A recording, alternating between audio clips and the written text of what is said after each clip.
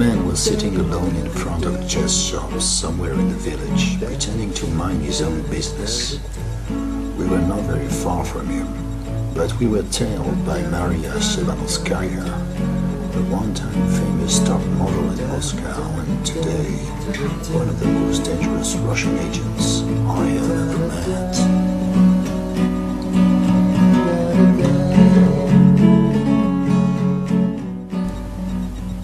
Now the chess player, as he wanted to be called, was in possession of a BlackBerry cell phone containing the names and phone numbers of all top CIA agents in New York City, and some of them were my best friends. I was ready to kill to get it before it fell into Marie's hands. Actually, it was my BlackBerry torch, and I had a hell of a time to buy it secondhand from a Chinese bookie on 42nd Street. But that's another story.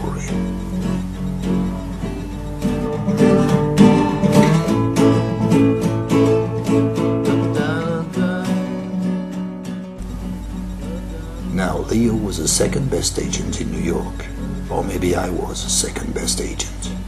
Anyway, he was number one on the list, and I couldn't take a chance. So I called him and told him to meet me on Ellis Island at 4 p.m. Thought together we'd figure out something, some kind of a plan.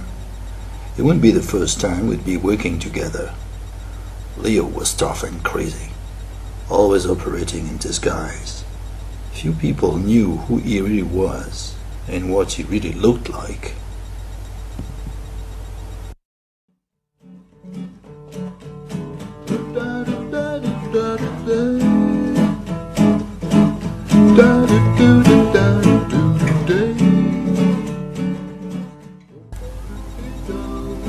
Leo's plan was very simple.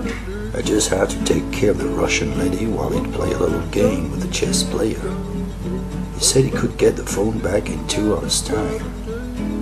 So I left him in Washington Square and walked up to Maria Shchebanovskaya.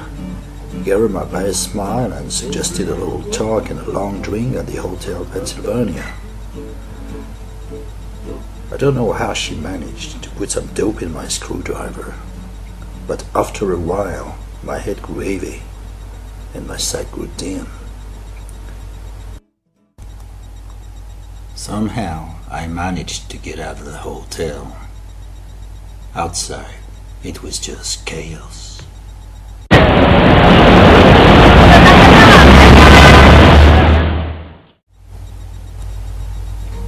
I had trouble walking straight, and as I was staggering in the streets, 1,000 questions came to my mind. What did I tell Maria? And where was she now? Was she following me? Every face I met seemed suspicious to me. Zombies were everywhere, and I was afraid to get paranoid. A cab. That's what I needed, desperately. A cab, a cab. My kingdom for a cab.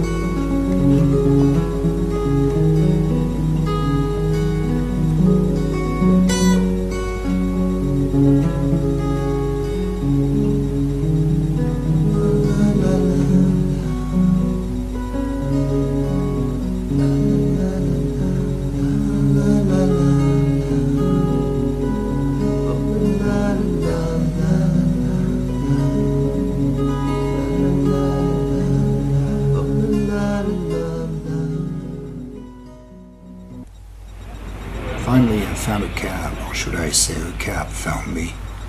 Maria was sitting inside, a smile on her face, a BlackBerry torch pointed at me. "Are you looking for this?" she said. "You can have it."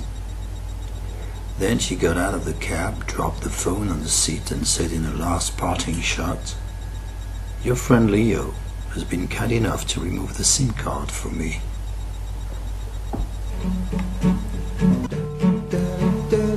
Well, it certainly wasn't my lucky day, I thought. But 20 minutes later, things got a lot better. I was drinking coffee with Leo in Times Square, and Leo told me how he had won the game against a chess player and got my phone back. And then how the Russian lady coming out of nowhere asked him to remove the SIM card, pointing a gun at him and the chess player, and how he had cheated her, removing his own SIM card from his own BlackBerry torch. So everything was fine in the end. But Leo was still a bit nervous about Maria and her cute little gun. I asked him to relax and enjoy the moment, just for one more minute. The sun was shining again in New York, and my coffee never tasted so good.